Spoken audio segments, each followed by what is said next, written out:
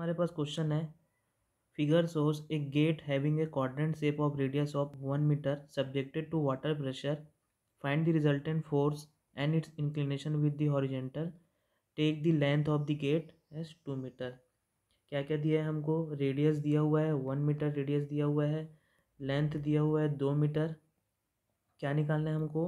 Resultant force निकालना है और इंक्लिनेशन विथ हॉरिजेंटल मतलब थीटा निकालना है। ये हमको फिगर दिया हुआ है। ये वाटर सरफेस है, ये इसका 1 मीटर रेडियस हो गया।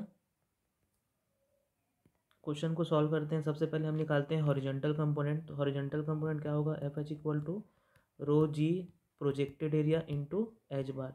तो हमने इस curve surface M L O को प्रोजेक्ट किया है यहाँ पे, ये भी प्री वाटर सरफेस पे ही है, ओ डैश एम डैश। तो यहाँ पे सबसे पहले हम निकालते हैं प्रोजेक्टेड एरिया इसका। तो ये हो जाएगा, ये सर्कल है तो ये क्या हो जाएगा? फ्लैट सरफेस रहेगा। तो इसका एरिया क्या होगा? इसका एरिया हो जाएगा, ये 1 मीटर है, 1 मीटर इंटू इसका लेंथ कितना दिया हुआ है? 2 मीटर। तो ये हो जाएगा 2 मीटर स्क्वायर, इसका प्रोजेक्टेड एरिया हो जाएगा। और एच बार क्या होगा? इसके सेंटर ऑफ ग्रेविटी से प्री वाटर सरफेस के बीच का डिस्टेंस। तो ये हो जाएगा एच बार, तो ये हो जाएगा 1/2 मतलब 0.5 मीटर। तो हमको हॉरिजॉन्टल फोर्स क्या मिल रहा है? Rho g projected area into H bar equal to, ये हो गया 1000। जी का वैल्यू है हमारे पास 9.81, एरिया है हमारा 2 और एच बार का वैल्यू है 0.5। तो इसको सॉल्व करते हैं तो हमारे पास वैल्यू आ रहा है हॉरिजॉन्टल फोर्स का 9.81 किलो न्यूटन। इसके बाद हम निकालते हैं vertical component, vertical force F V. तो ये हो जाएगा, हम ये होता है कर्व सरफेस के ऊपर जितना लिक्विड, तो ये होगा एम एन, एम और एल। तो यहाँ पे का जो लिक्विड रहेगा, यहाँ पे जो लिक्विड यहाँ पे फोर्स लगाएगा वो रहेगा। तो एफ इक्वल टू क्या हो जाएगा? Weight of volume of water, इसको हम इमेजिन कर रहे हैं, of water M O L, weight of volume of water, जिसको हमने क्या किया है? इमेजिन किए हैं, इमेजिन एम ओ एल। तो ये वॉल्यूम कितना होगा?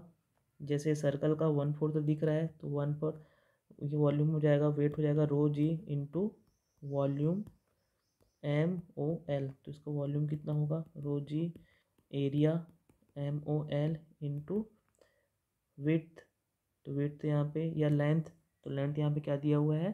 2। तो एरिया क्या हो जाएगा? रो जी एरिया होगा इसका 1/4। सर्कल का एरिया कितना होता है? पाई आर स्क्वायर, रेडियस 1 है, ये हो गया 2।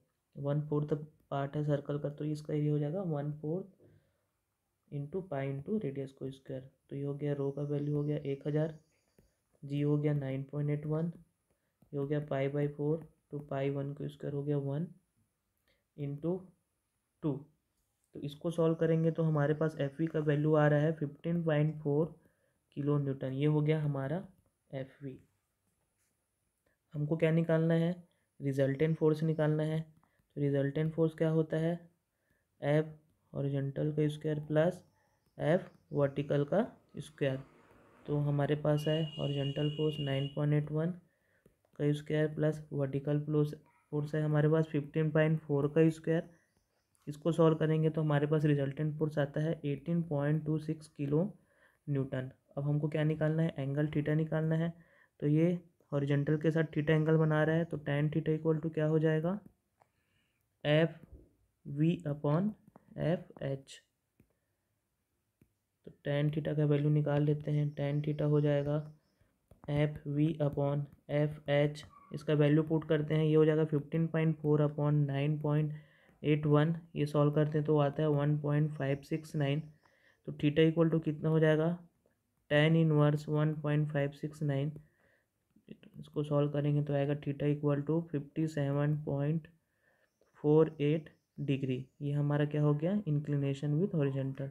तो ये बहुत सिंपल क्वेश्चन है। हमको इसमें क्या क्या निकालना था? रिजल्टेंट फोर्स और उसका इंक्लिनेशन विथ हॉरिजॉन्टल। तो हमारा रिजल्टेंट फोर्स का वैल्यू आया है 18.26 और इंक्लिनेशन है 57.48 डिग्री। ये हमारा आंसर हो गया। इस क्वेश्चन में कुछ भी डाउट है तो आप पूछ सकते हैं। बहुत सिंपल क्वेश्चन है, डाउट नहीं रहना चाहिए, फिर भी कुछ है तो आप पूछ सकते हैं। Okay, thank you.